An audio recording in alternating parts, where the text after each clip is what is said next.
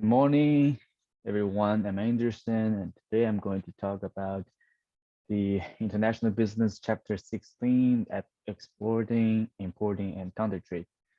So let's move on to the opening case. The higher education, exporting, and international competitiveness.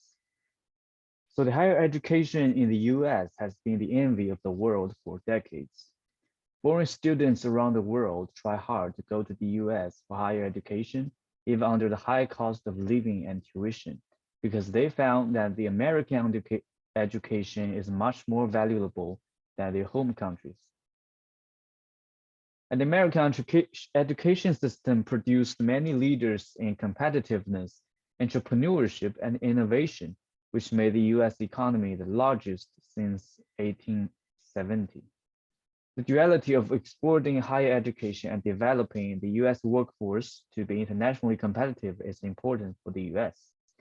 And it has the international and foreign language education, short for IFLE office within the US Department of Education for its international competitiveness.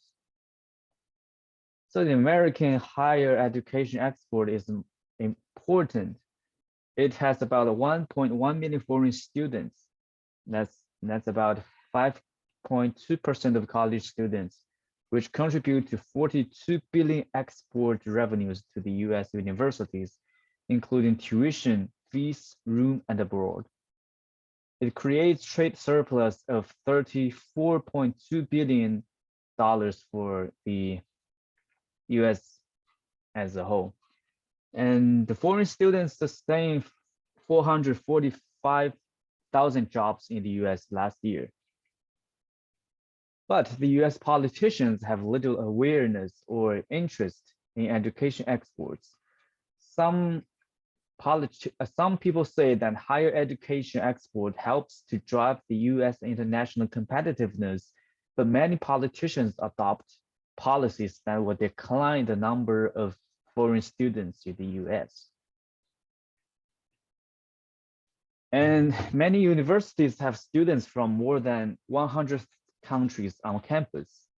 It does not just bring more money, but also create a dynamic global education environment, which make the US workforce more internationally competitive. So if there's no foreign students in the US, the American workforce will be less internationally competitive and its trade balance will be likely to decrease. As the policies become more difficult and riskier for foreign students, the number of foreign students will decline and so the country's international competitiveness.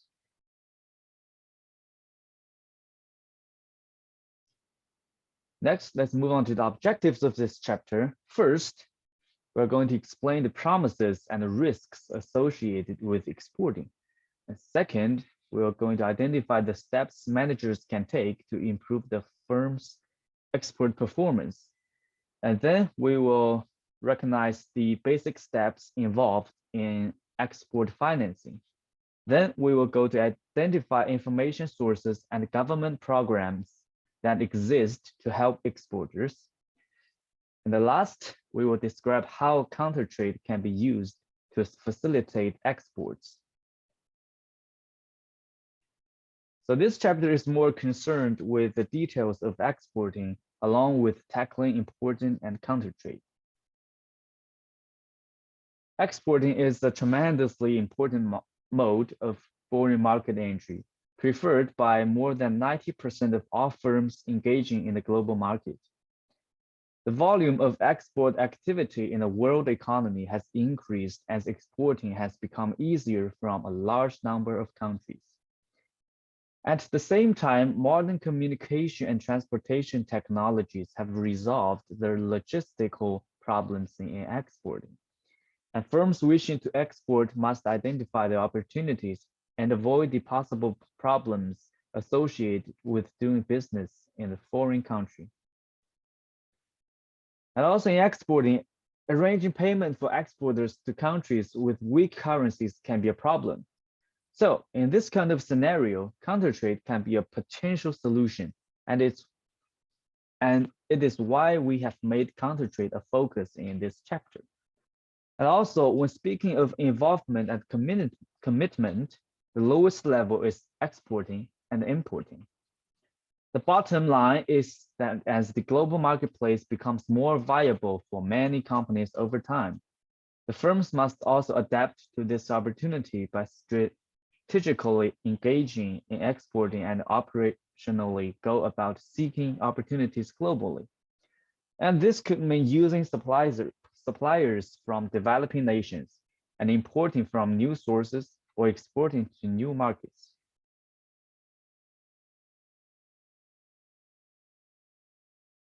Let's move on to the promise and pitfalls of exporting. So the great promise of exporting is what? It's the large revenue and profit opportunities are to be found in foreign markets for most firms in most industries. The international market is normally so much larger than a firm's domestic market that exporting is nearly always a way to increase the revenue and profit base of a company. For example, the people live in students live in United States, they will pay lower in-state tuition fee, and students from other countries, they will have to pay higher out-of-state tuition fee. It explains the it explains the it explains how the higher education exporting bring the revenues and profits to the US. And the bottom line is by expanding the size of the market, exporting can enable a firm to achieve economies of scale, thereby lowering its unit costs. Firms do not export often lose significant opportunities for growth and cost efficiencies per unit sold. Many large firms are proactive about seeking to exporting, and many MSEs are more reactive to it. Actually, they do not even consider exporting until their domestic market is saturated and their excessive output forces them to look for growth opportunities, that is exporting in other foreign markets. Many middle-sized enterprises wait for the world to come to them rather than going out into the world to seek opportunities. One reason for this is that they are not familiar with foreign market opportunities. In addition to that, many new exporters always meet significant problems when they try to do business in foreign markets, and this made them unlikely to proceed on future exporting ventures. So there are several common problems. There are poor market analysis, poor understanding of competitive conditions. They fail to customize the product, or probably the ineffective distribution problem, the poorly executed promotional campaign, and the problem securing financing. They are the common pitfalls of exporting. Now let's move to how to improve export performance. So inexperienced exporters have a number of ways to gain information about foreign market opportunities and avoid common pitfalls that tend to discourage and frustrate new exporters.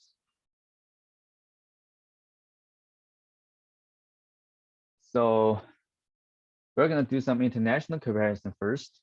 First, the lack of knowledge of the opportunities available is one big barrier to exporting. And identifying export opportunities is very complex due to the large number of countries. They made firms hesitate to seek export opportunities. The way to overcome such problem is to collect information. The firms can purchase useful information about exporting opportunities from private business consulting firms, government agencies, or commercial banks. Most successful exporting companies are from Germany and Japan because both countries, they have a institutional structure for promoting exports. And relatively, many American companies are blind when they seek export opportunities. They are information disadvantaged. Even, even America is the largest economy. It has the largest demand, domestic demand, but it still has to consider to build an institutional structure which will provide useful information for its domestic firms to seek exporting opportunities to ensure its future economic growth.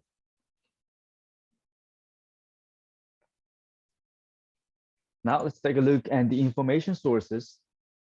Despite institutional advantages, the US firms can increase their awareness of export opportunities.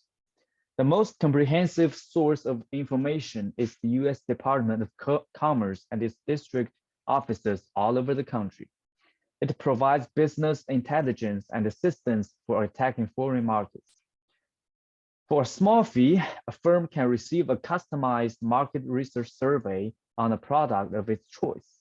The survey provides information on marketability, the competition, the comparative prices, distribution channels, and the names of potential sales representatives. The Department of Commerce also organizes trade events that help potential exporters make foreign contacts and explore export opportunities. And another government organization, the Small Business Administration, short as SBA, can help potential exporters. The US also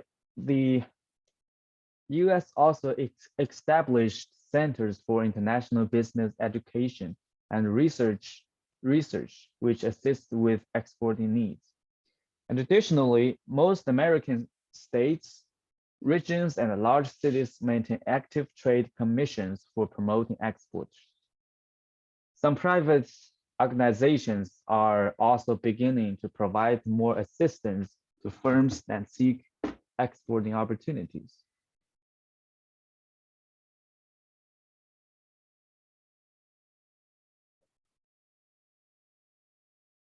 And besides information sources, we need to have service providers while doing exporting. So what are they? The first one is freight forwarders. They are mainly coordinating and assisting with international transportation and shipment. Their purpose is to combine smaller shipments into a single large shipment to minimize the shipping costs.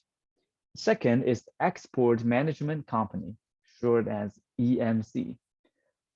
Offers services to firms that have not previously exported products. And it is similar to having an internal exporting department within a firm. Next is the Export Trading Company. And their role is to export products for firms that contract with them. Next is the Export Packaging Company, or known as the export packers. They provide services to firms that are not familiar with exporting packaging, like what design or materials for packaging. Next is the customs brokers. They help companies to avoid the pitfalls involved in customs regulations. Next is the confirming houses, or known as the buying agents. They represent the companies that want to buy the products. And next is the export agents, merchants, and remarketers.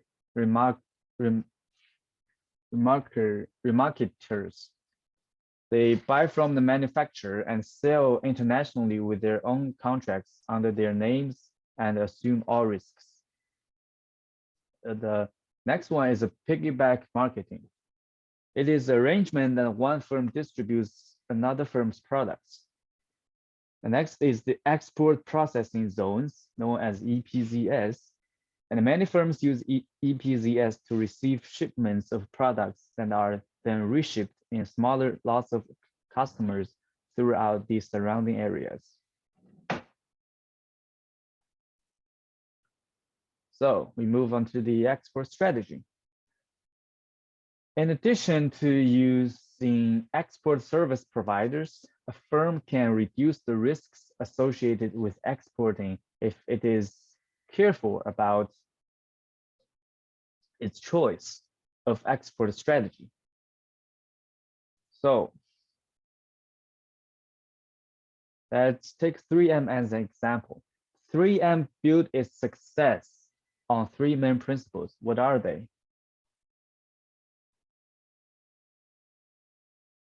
The first is enter on a small scale to reduce risks. And second is to add additional product lines once the exporting operations start to become successful. And third is to hire local personnel to promote the firm's products.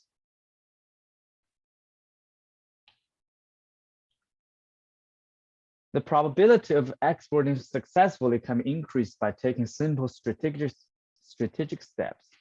The first one is to hire an EMC to identify opportunities and navigate the paperwork and regulations involved in exporting. Second is to learn what is required to succeed in current markets before moving to other markets. The third one is to enter a foreign market on a small scale to reduce the costs of any subsequent failure. Fourth is to recognize the time and managerial commitment involved in building export sales and hire additional personnel to oversee this activity. Fifth is to build strong and enduring relationships with local distributors and customers. Sixth is to hire local personnel to help the firm to establish itself in a foreign market. The seventh is to set up local production if the exports reach a sufficient volume to justify cost-efficient local production.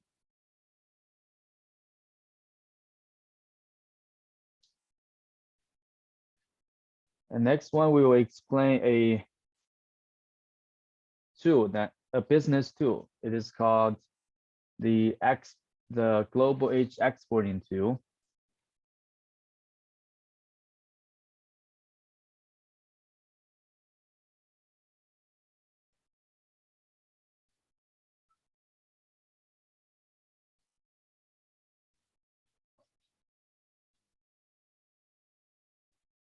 You can use the diagnostic tools within the website. It is called the company readiness to export, short as CORE. First thing is to discover the firm's readiness to export, and second is to know the product's readiness to be exported.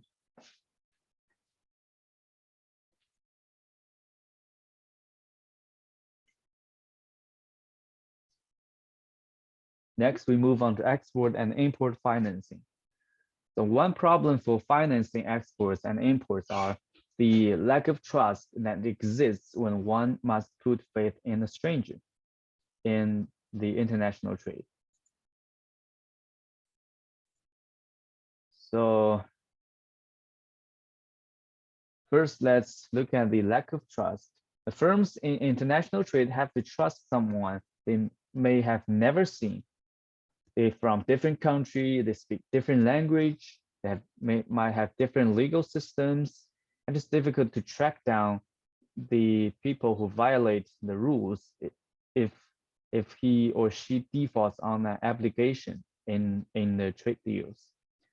So due to the lack of trust between the two parties, each has their own preferences as how the transaction should be processed.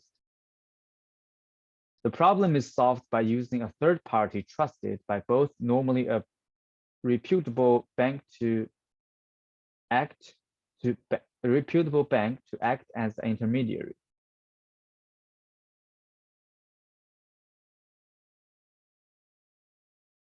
So here comes the letter of credit. It stands at the center of international commercial transactions. It is issued by a bank at the request of an importer. The letter of credit states that the bank will pay a specified sum of money to the exporter. The bank will charge the importer for the service fee, and the amounts depending on the importer's creditworthiness and the size of the transaction. Usually, the larger the transaction, the lower the percentage of the service fee.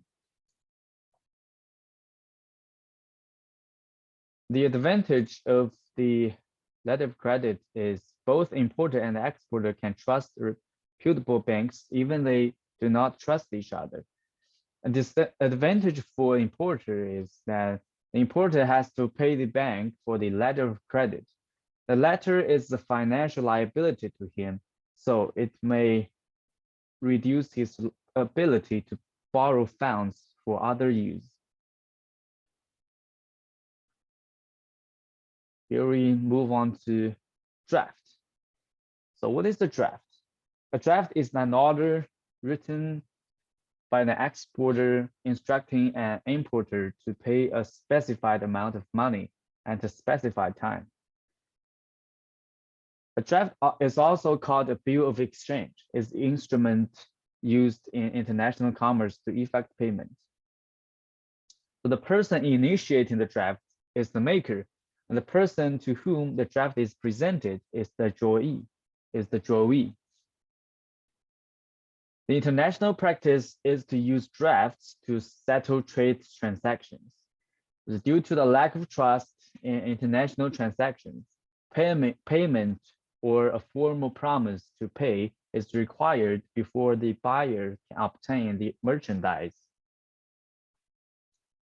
So there are two categories of drafts. First is side draft. It is payable on presentation to the drawee. And second is the time draft. It allows for a delay in payment, normally 30, 60, 90, or 120 days. When the time draft is drawn on and is accepted by a bank, it is called a banker's acceptance. When it is drawn on and accepted by a firm, it is called a trade acceptance. And time draft are negotiable instruments.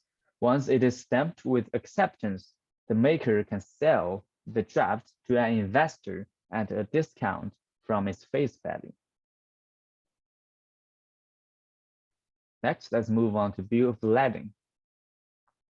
The bill of lading is issued to the exporter by the common carrier transporting the merchandise. It has three purposes: receipt, contract, and document of title. So as a receipt, it indicates that the carrier has received the merchandise described on the face of the document. As a contract, it is specified that the carrier is obligated to provide transportation service in return for a certain charge. As a document of title, it can be used to obtain payment before the merchandise is released to the importer.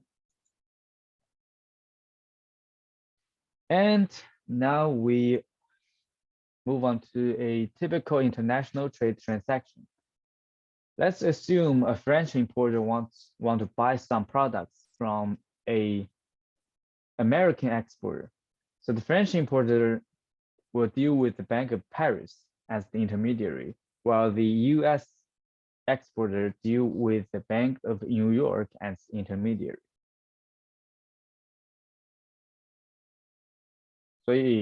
So now are the steps, and I will use Chinese to explain. 所以第一步呢，法国进口商他会先下订单给美国出口商。那第二步呢，就是美国出口商如果他愿意采用法国进口商开出的信用证的话，那他就需要列出金额及运输条件。那第三点呢，第三步呢，法国进口商他需要通过巴黎银行来申请信用证，并且向美国出口商订货。巴黎银行开出信用证给法国进口商，并寄给纽约银行。那之后纽约银行它会收到信用证，然后通知美国出口商，这是第5步。第6步呢，运输业者负责国际物流的运输业者会将货物运到法国进口商那边，并且给美国出口商一个提货单。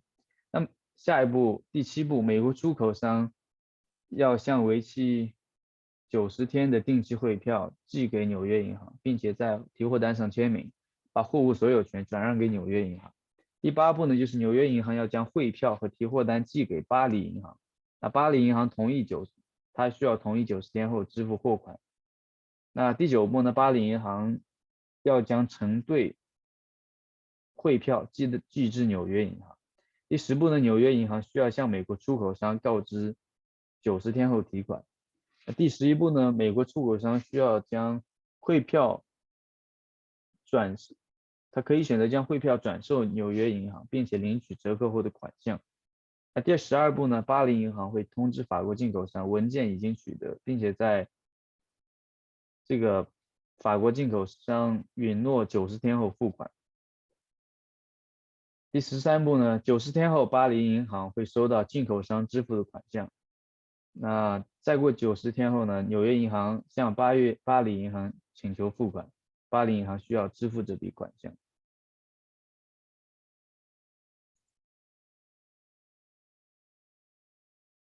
Let's move on to the export assistance. So prospective US exporters can draw on 2 forms of government-backed assistance to help finance their export programs. First is financing aid from the Export-Import Bank. Second is the export credit insurance from the Foreign Credit Insurance Association. So the Export-Import Bank is a wholly owned the United States government corporation.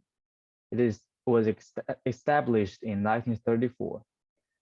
The main purpose is to assist in the financing of the United States exports of products and services to support the US employment and market competitiveness. So the Export and Import Bank's financing of exports of the United States goods and services supported more than 50,000 jobs in the year of 2018. The Export and Import Bank pursues its mission with various loan and loan guarantee programs. The agency guarantees repayment of medium and long-term loans that the US commercial banks make to foreign borrowers for purchasing the US exports. The bank also guarantee the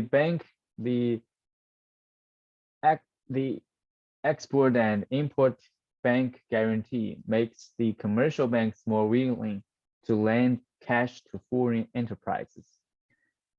The Export and Import Bank also directly lending dollars to foreign borrowers for use in purchased US exports sometimes. And we'll talk about the export credit insurance. So when the importer is in a strong bargaining position, the exporter might not be able to get the letter of credit from the importer. So the risks is that the lack of letter of credit might result in a default on payment from the importer. So the exporter can insure against this possibility of the risk by buying export credit insurance. If the importer defaults, the insurance company will cover a major portion of the exporter's losses. Next, we will talk about countertrade. So what is a countertrade? A countertrade is to trade goods and services for other goods and services when they cannot be traded for money. It is used when conventional means of payment are difficult, costly, or non-existent. If the importer's specific currency for payment is not convertible, the exporter would like to receive a counter-trade deal rather than to receive the payment of non-convertible currency. Let's move on to the popularity of counter-trade. Counter-trade merged in the 1960s as a way of the Soviet Union and the communist states of Eastern Europe, whose currencies were generally non-convertible to purchase imports. And the technique has grown popularity among many developing nations that lack the foreign exchange reserves required to purchase necessary imports from other countries. The prospective exporters, many have to engage in counter-trade to gain access to certain international markets. And also the governments of developing countries, they sometimes insist on a certain amount of counter-trade as well. There are different types of counter-trade. The first one is barter. Barter is the direct exchange of goods and services between two parties without a cash transaction. It is the simplest arrangement, but it's not common. There are two problems in barter. However, there are two problems in barter. First is if the goods are not exchanged simultaneously, one party will end up financing the other for a period. Second, the risk of having to accept goods they do not want, cannot use, or have difficulty reselling at a reasonable price. For these two reasons, barter is the most restrictive counter-trade arrangement. And next is counter-purchase. What is counter-purchase? It is a reciprocal buying agreement. And it occurs when the company agrees to purchase a certain amount of materials back from a country to which a sale is made, which means to buy from where it's sold. And next we move on to offset. What is offset? Basically, it is similar to counter-trade, but what is the difference? The difference between offset and counter-trade is the exporter can fulfill the obligation with any firm in the country to which the sale is being made, which made it more attractive than strict counter-trade agreement because it is more flexible for the exporter to choose the goods it wishes to buy. Next is the switch trading. Switch trading, it refers to the use of a specialized third-party trading house and a counter-trade arrangement.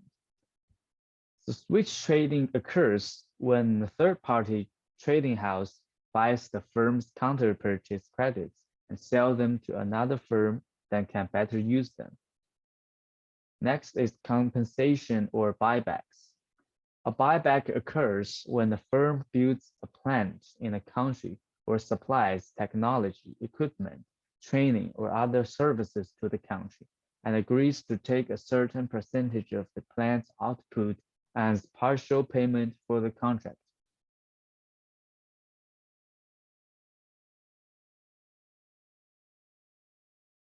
So what are the pros and cons of counter-trade? The main attraction of counter-trade is it can give a firm a way to finance an export deal when other means are not available.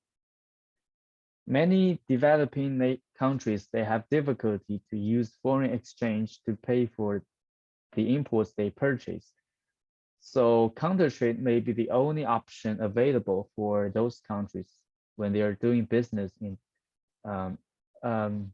counter-trade may be the only option available for the exporters when they are doing business in these countries.